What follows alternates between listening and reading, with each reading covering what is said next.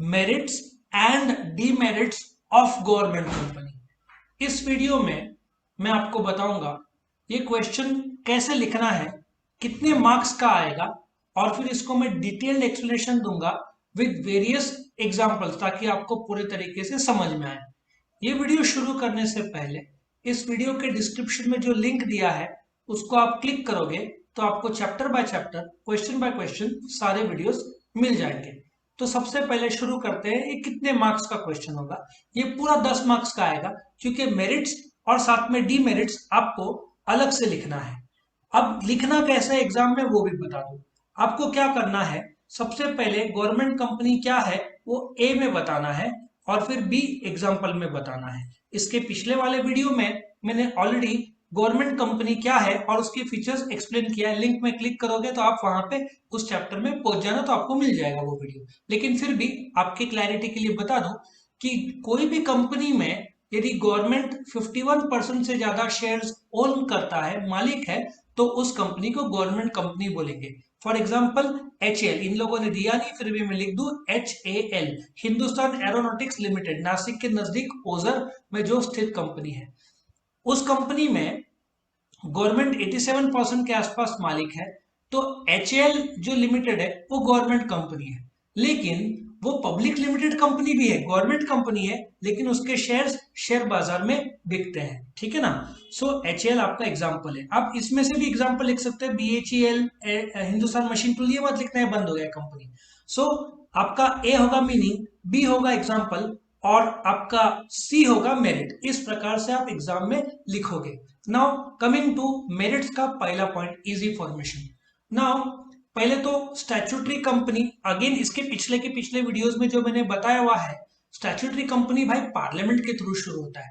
Parliament session में होना चाहिए, लोकसभा राज्यसभा में पास होना चाहिए, उसका अलग से कायदा होना चाहिए, जैसे LIC एक्ट 1955। बहुत कठिन, टाइम कंज्यूमिंग और मे भी सालों के साल लग जाते हैं। इंडियन रेलवे तो ठीक है, वो गवर्नमेंट का ही अंग है, लेकिन ये कंपनी फॉर्म करना बहुत आसान है, क्योंकि कंपनीज एक्ट 2013 के तहत रजिस्टर होता है।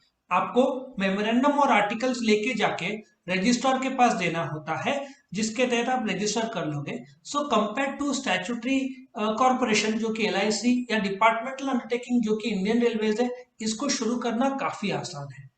गवर्नमेंट ने भी डिसाइड किया तो कंपनीज एक्ट रजिस्ट्रार के पास जाकर आप रजिस्टर कर सकते हो। Internal autonomy, again statutory corporation से में थोड़ा बहुत ऑटोनॉमी है। Departmental undertaking like Indian railways को तो ऑटोनॉमी ही नहीं है। क्यों? क्योंकि वहां पे हर कुछ पार्लियामेंट में ही एलोकेट और आपको अकाउंट सब दिखाना होता है। यहाँ पे भी लेकिन आप अपना बजट खुद का बनाओ, ऑडिटर अपने मन मुताबिक चार्टर्ड अकाउंटेंट अपॉइंट करो। सो आपको काफी हद तक इंटरनल ऑटोनॉमी मतलब फ्रीडम है as compare to statutory corporation और डिपार्टमेंटल। आपको फ्रीडम ज्यादा है इधर, easy to alter. Now statutory corporation जैसे LIC में आपको कुछ चेंज भी करना होगा तो बहुत कठिन है, क्योंकि LIC का अपना LIC एक्ट 1955 है। वो स्टैट्यूटरी कॉर्पोरेशन है, पार्लियामेंट के थ्रू शुरू हुआ। आपको LIC में कुछ भी बदलाव करना है तो एक्ट में बदलाव करना है, एक्ट को बदलाव करना है तो पार्लियामेंट में वो लाना पड़ेगा, पार्लियामेंट से बदलाव। अगेन ये probably it will take few years, इतना कठिन है उसको चेंज करना। इधर बहुत आसान है।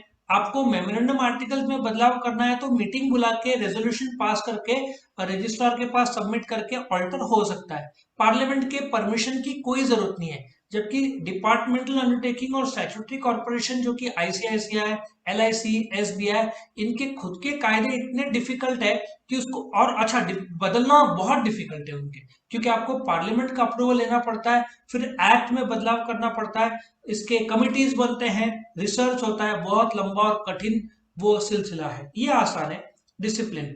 नाउ यहाँ पे एक अच्छा है कि जो मैनेजमेंट है वो कंपनीज एक्ट के तहत होता है, और शेयर होल्डर्स भी रहते हैं जो सवाल पूछ सकते हैं डायरेक्टर्स को।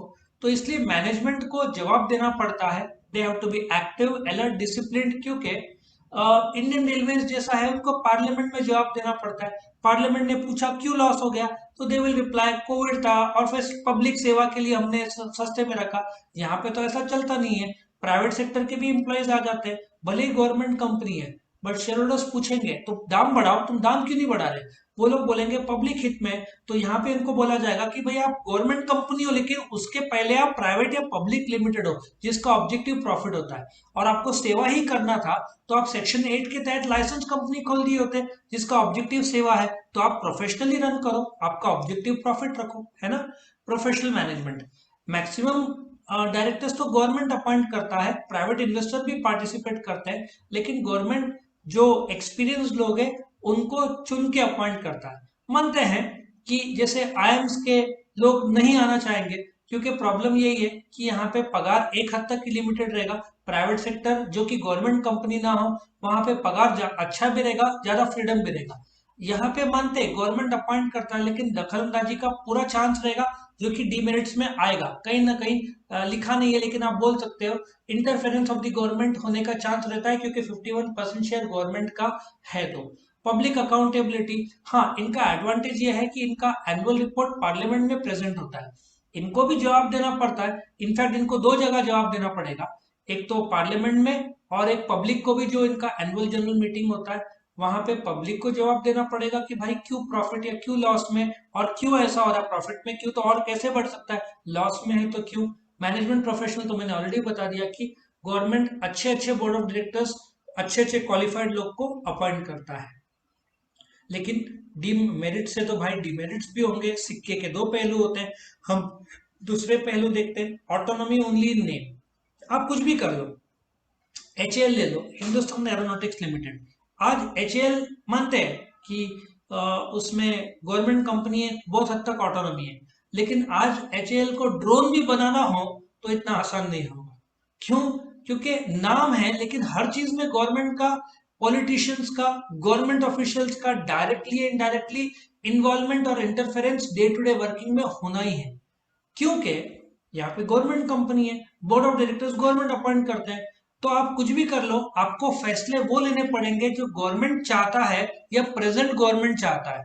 आप अपने हिसाब से फैसले लगभग नहीं ले पाओगे।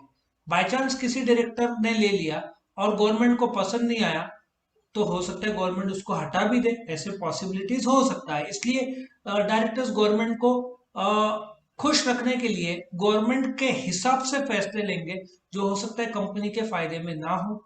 दूसरा फिर, अच्छा मैं ये भी बता दूं, एचएएल को पूरा आजादी दे दिया, यदि रिसर्च का टीम बढ़ा दिया तो बेस्ट ऑफ ड्रोन्स, हेलीकॉप्टर्स, कितनी चीज एचएएल इसमें पार्टिसिपेट कर सकता है। लेकिन वो जेट्स और उस अभी तेजस आई थिंक एचएएल ने बनाया, लेकिन कितने साल लगे। वही प्राइवेट सेक्टर होता, टाटास देखो आगे चलकर जैगवार को भी खरीद लिया, नए नए गाड़ी नैनो लेकर आया, भले फाइल गया लेकिन ट्राई तो चालू है ना। एचएएल के केस में मैं तेजस का सुनता हूँ कितने साल लगे, मानते बढ़िया है लेकिन तेजस लाइट फाइटर पायलट है, फाइटर जेट है, वो बड़ा नहीं है। तो आपको अमेरिका के एफ सीरीज को बनाने के लिए यदि गवर्नमेंट ही उसका शेयर होल्डर रहा तो उसको और 10 15 20 साल लग जाएंगे, उस लेवल के एफ सीरीज के बड़े बड़े फाइटर जेट्स। वही प्राइवेट सेक्टर में हो तो बहुत फर्स्ट, ठीक है ना। Best example Elon Musk, space rocket, Tesla, कैसे फटाफट वो लोग बनाते हैं, करेक्ट।